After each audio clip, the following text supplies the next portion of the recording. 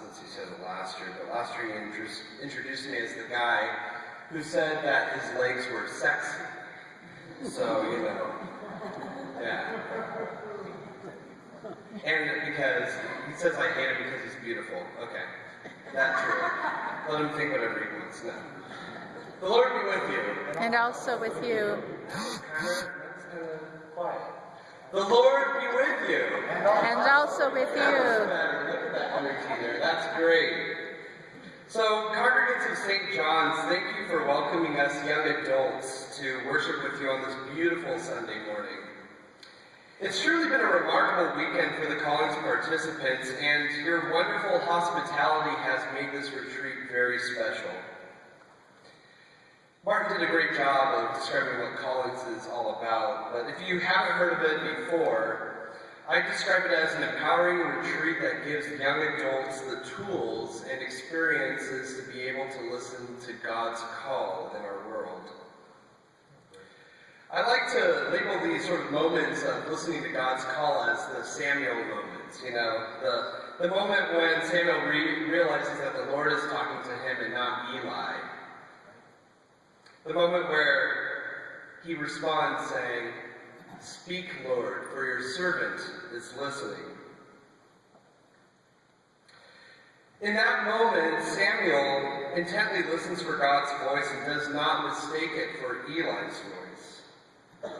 God then told Samuel in that call that Eli will suffer because of the blasphemy committed by Eli's sons.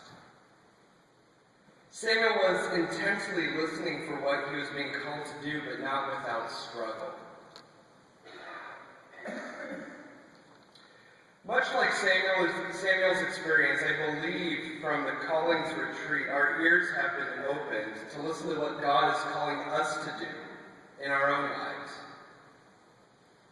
We now have the tools to discern the different signs, tells, and visions that God has been nuancing to us, to be able to respond and say to God, much like Samuel did, "Speak, Lord, for your servant is listening." And through being able to listen to God, we can actively live into our Christian journey of mission, ministry, and the big old E word, evangelism. We are able to mold our lives closer to the life of Jesus. We will fall short, as it's very difficult to live up to what Jesus did. But we can actively and intently try by listening to what God is calling us to do. When I was 13 years old, when I would serve behind the altar as the crucifer at St. Luke's in Wenatchee, I knew that I wanted to work in the church and serve God. I knew that God was calling me to play a part in His divine plan. However, I wasn't sure what that would look like. All I knew at age 13 is that there was going to be some role that I had in it. And while I was going to Pacific Lutheran University in Tacoma, so let's jump like 8 years later, I received a literal and a spiritual call to work at Camp Cross as the worship coordinator. I fell in love. I loved what I was doing, and I wanted to figure out how I could continue to provide a rich spiritual experience for all kinds of people. After graduation, I went out to Camp Cross again to work.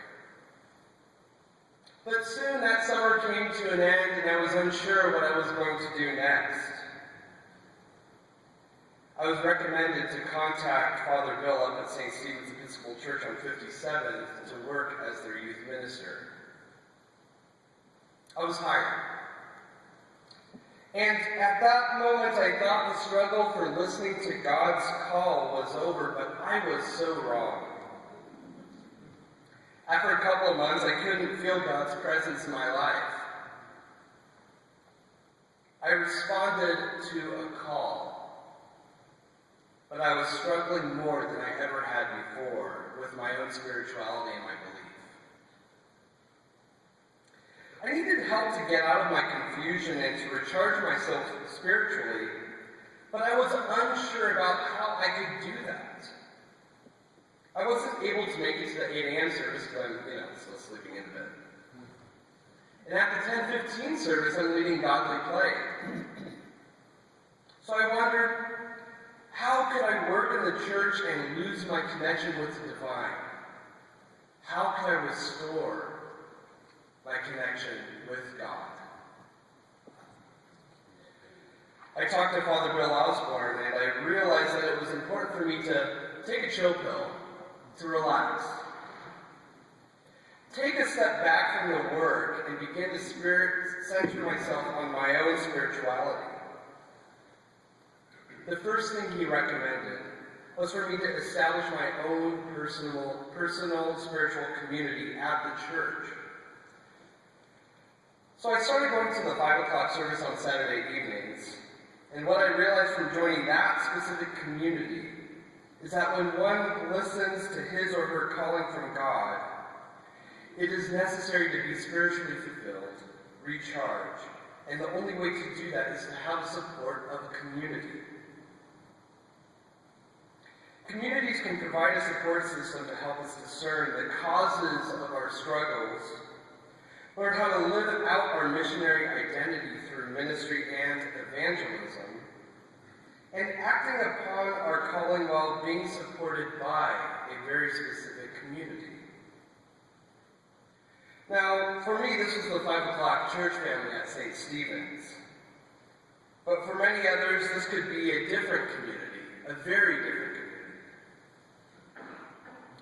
This is my story, but all of us have different callings. For example, my beloved fiancé, who's back there, put your hands up. Yeah, there we go. He's not jealous that I'm a youth minister. Actually, he does not understand the appeal of why I would do this for a career. Overworked, constantly putting up with kids, teaching about God all the time, but I love it. My calling is much different from his, and I have learned about what his calling entails. He is a licensed massage therapist, and he loves every minute of what he does. Actually, he told me the other day that he prays when he is doing his massages because that's where he finds God. He finds God while healing people from everyday pain. I would not be able to find God doing that. Ultimately, we find God in our lives in very different ways. Some of us feel called to be priests. Others feel called to be stay-at-home moms or dads. Some feel called to be politicians, and others feel called to be mechanics. God calls us, and every calling is different for different people. And that's the beauty of it. God is calling each and every one of us to listen intently to what God has to say, so that we may be able to catapult the kingdom of God to the here and now. So, Calllings retreat participants, and all of us here at St. John's today, let us go out into the world, find a spiritual community, listen for God, be transformed by God,